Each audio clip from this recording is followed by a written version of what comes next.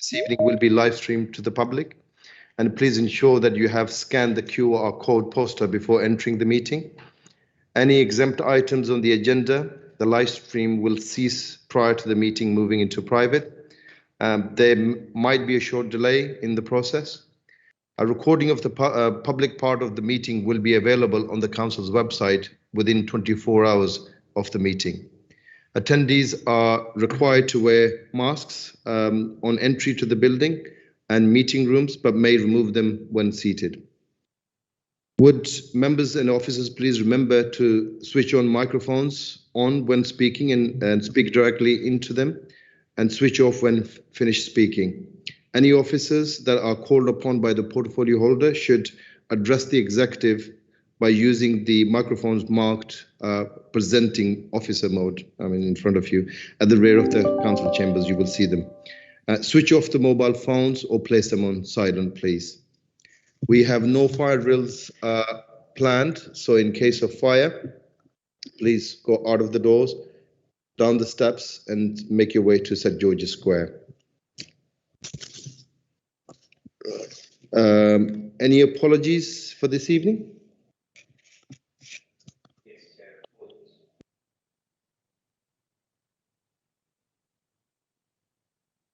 Right, sorry, Chair. Apologies from Councillor Simmons, Godding, Abbas Hussain, Councillor Malcolm, Khatija Malik, and T. Salim.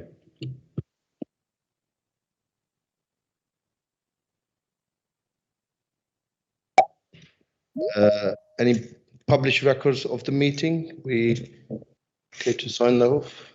You okay for me to sign those off? Okay. Okay.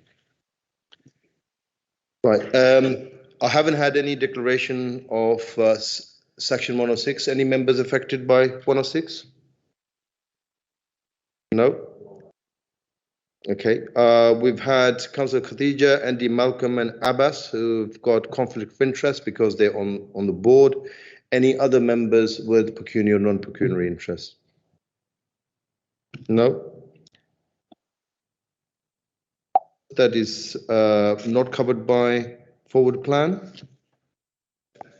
And you'd be pleased to know that we have only one agenda item for this evening, and that is 3.1, page 6. This item is before you to seek approval to adopt the revised airport master plan, which has been prepared by the operating company London Luton Airport Operations Limited for the purpose of policy LLP 6 of the Luton local plan.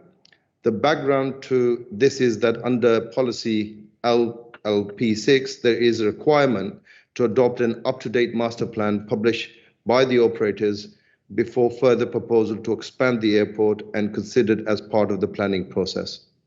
The adoption process is purely to facilitate the consideration of the planning proposal and not to consider the actual merits of the master plan itself. These are two separate, distinct processes, and to be clear, the adoption of the master plan does not in any way constitute new council policy.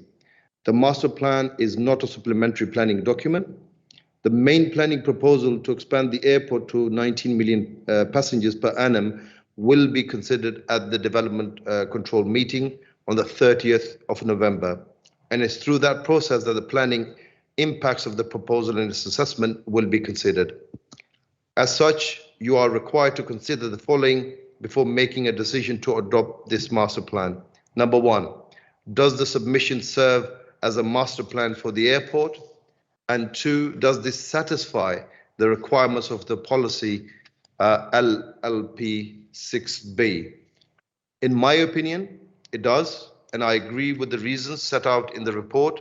And also there's an update on this item, as some of you may know, that this was considered at OSB last night, and the outcome was that there was only one question raised by a member relating to the period covered by the airport master plan, but no specific feedback or recommendation to the executive.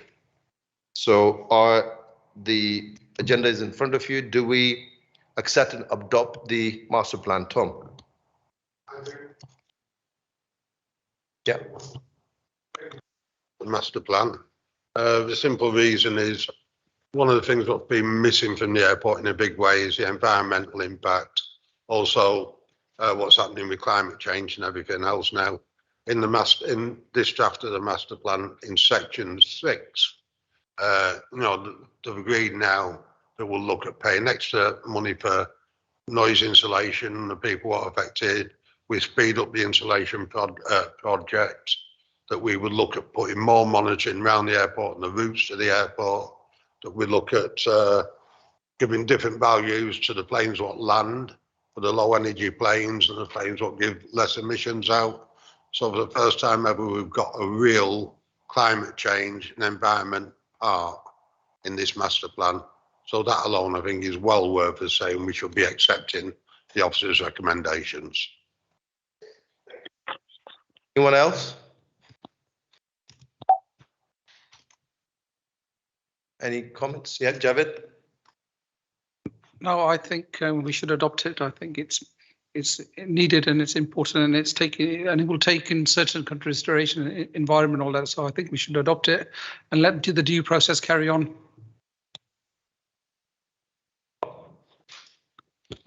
Yeah, thank you, Chair. Yes, I also agree with adoption of the policy of the master plan. Tom just gave a good reasons there for the adoption in relation going forward, in relation to what the policies of this councils are going forward in climate change, etc. And it's looking at consideration of that, but also we also have to consider the planning development going forward, how it's linked to the local plan, to sort of ensure that's considered. Master plan is considered in any future planning development of the airport. Thank you. Unanimous agreement. The proposal is adopted. We don't, do we have any references from committees or other bodies? None, Chair. We don't have any recommendations from scrutiny, and there's no petitions for this evening. Therefore, I conclude this meeting, and thank you very much, ladies and gentlemen, for attending.